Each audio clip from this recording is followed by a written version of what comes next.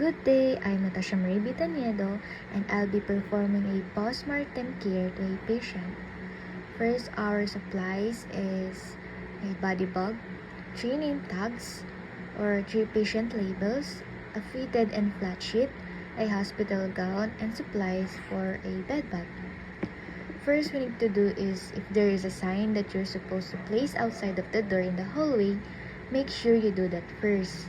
Then you close the door and pull the curtain. Prepare the water for the bed bath. Raise the bed up and flatten it out. Remove all the sheets, blankets, and the gown from the patient. Remove any drains and tubes from them such as IVs and Foley catheters, and also heart monitors. Dentures and glasses should go in a container and placed to the side. They should later be placed inside the bag with the patient. Keep the bed bath like you would if the patient was still alive. Some facilities require you to put a fresh hospital gown on them, while others want them to be placed in the bag naked. You should now tie one of the name tags onto the patient's big toe. You will have to unfold the body bag and unzip it all on the way. Then roll up half of the bag long ways. One of you should then turn the patient on their side. The other caregiver should then tuck the old linens underneath the patient and place the clean fitted sheets on the mattress. Tuck the fitted sheet under the patient as far as possible. Now tuck the rolled end of the bag underneath the patient. Make sure the bag is placed in such a way so the patient will be able to fit. Then turn the patient onto their other side and finish putting on the fitted sheet and unroll the rest of the bag. You should then be able to zip up the bag. Don't forget to tie the 2 zippers together with another name tag. Stretch the flat sheet over the bed, completely covering the body bag. Out of respect, you do not want visitors in the hallways to clearly see the person in a bag while they are taken to the morgue.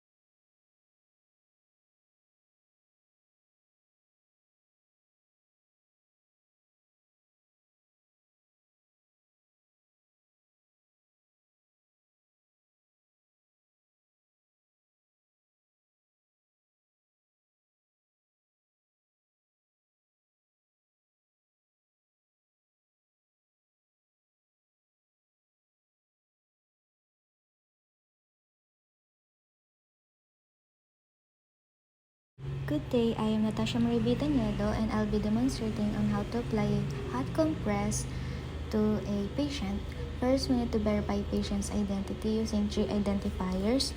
Next is verify doctor's order for type of moist, heat application, their location, duration, and desired temperature. We review patient's chart for medical history and contraindications. We assess the patient's skin, inspect the wound, and assess the client's vital signs and mobility. Then identify expected outcomes, assemble the equipment and supplies needed, explain the procedure, and then we perform hand hygiene.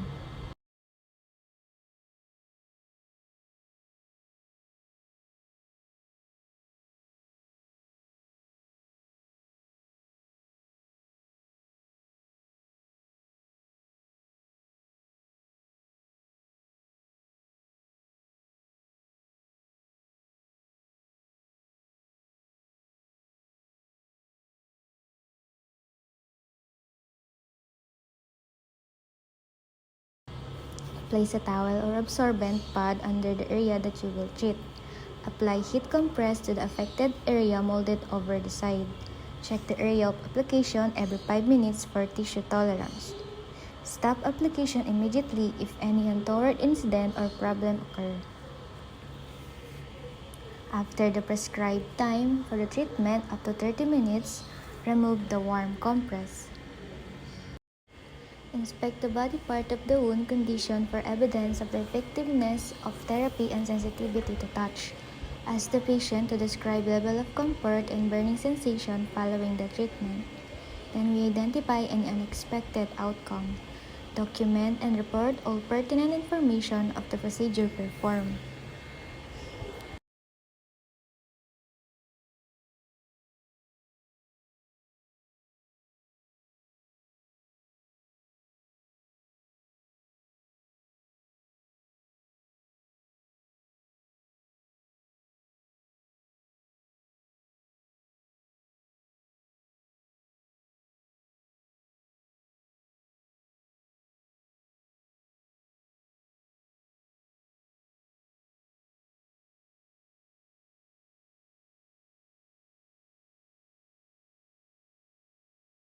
Next is applying a cold compress to a patient with dental pain. First thing we need to do is to verify patient's identity using 3 identifiers. Verify doctor's order for type of moist cold application, the location and duration, and desired temperature. We review patient's chart for medical history and contraindications.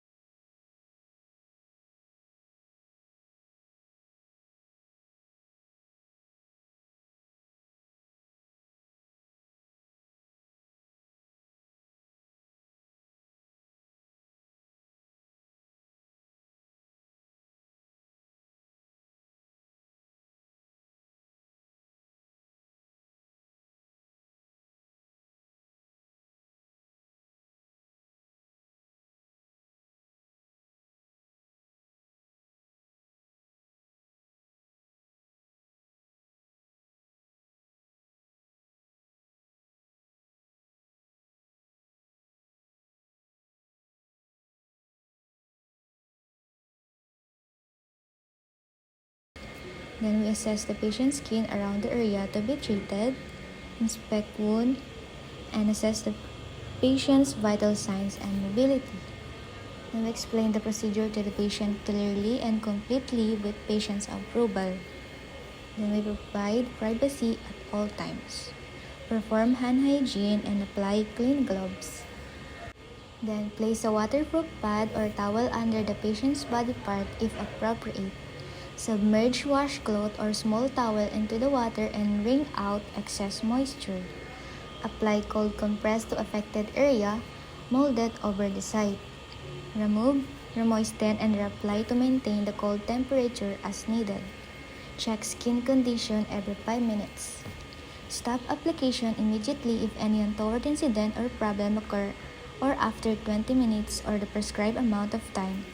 Remove the cold compress and dry the skin. Remove gloves, dispose of properly and perform hand hygiene. Help client to a comfortable position. And then inspect the body part of the wound condition for evidence of the effectiveness of therapy and sensitivity to touch. Then identify an unexpected outcome. Document and report all pertinent information of the procedure performed.